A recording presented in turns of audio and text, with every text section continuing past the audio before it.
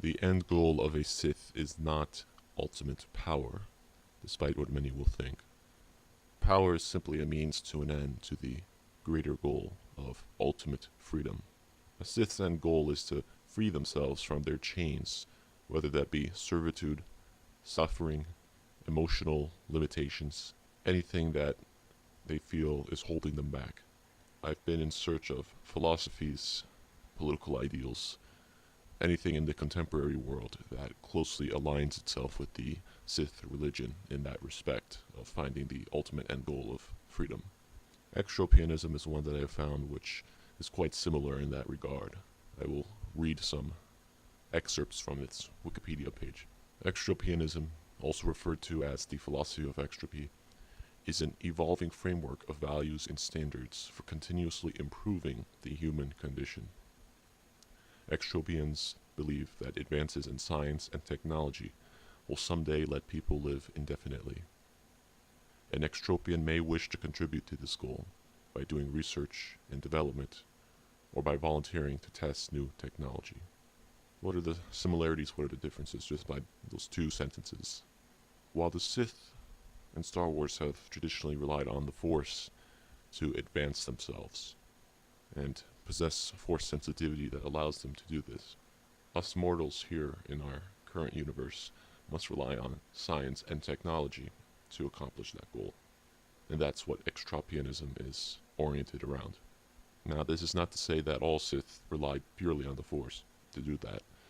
Darth Plagueis, for example, was very much a scientific Sith in that much of his achievements of midichlorian manipulation were done in coordination with pursuits of science and technology along with the Force, whereas someone like Darth Sidious relied purely on the Force to extend his lifespan and get as close as he could to achieving immortality.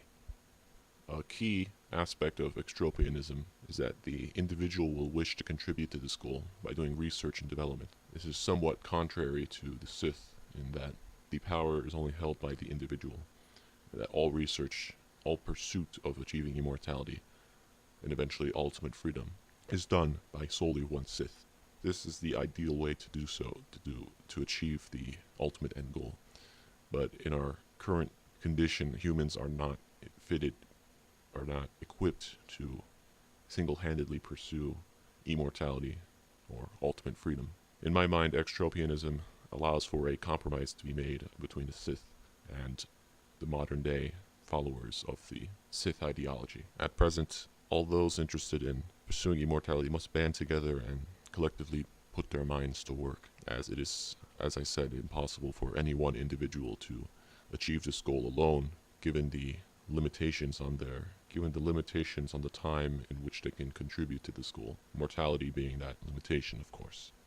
Being that extropianism is a part or sub-branch of trans-humanism, it of course incorporates certain technologies to achieve immortality, and believes that the human condition can be upgraded and evolved through technology. Very much a unnatural way of pursuing a better standard of life, whereas a naturalist will disagree with that and, for example, state that improvements in lifestyle and diet alone are sufficient to improve a standard of life. I will continue reading some excerpts here. Extropians share an optimistic view on the future, expecting considerable advances in computational power, life extension, nanotechnology, and like many, extropians foresee the eventual realization of indefinite lifespans and the recovery, thanks to future advances in biomedical technology or mind uploading, of those whose bodies, brains, have been preserved by means of cryonics. The Sith religion, I think, primarily attracts those who are interested in either achieving immortality for themselves, or B, achieving ultimate power for themselves, which goes along with C, achieving ultimate freedom for themselves. Extropianism and other transhumanism ideologies partially achieve that goal in terms of achieving ultimate life in the form of immortality, not so much ultimate power for the individual, and in the case of extropianism, achieving ultimate freedom and overcoming all limitations of the human mortal form. There is an extropist manifesto and it has 5 following phrases that summarize the philosophy. There is endless extension, transcending restriction, overcoming property, intelligence, and smart machines. Extropists desire to prolong their lifespan to a near immortal state and exist in a world where artificial intelligence and robots have made work irrelevant. As in utilitarianism, the purpose of one's life should be to increase the overall happiness of all creatures on Earth through cooperation. I believe this part of the philosophy conflicts with the Sith ideology, in that extropianisms believe that ultimate peace in the form of cooperation can exist through its ideology. The Sith religion, of course, rejects peace.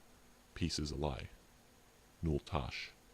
In that regard, they differ the most. However, I believe the most important aspects of extropianism, extending the lifespan, merging with technology, those aspects very much correlate with the Sith philosophy.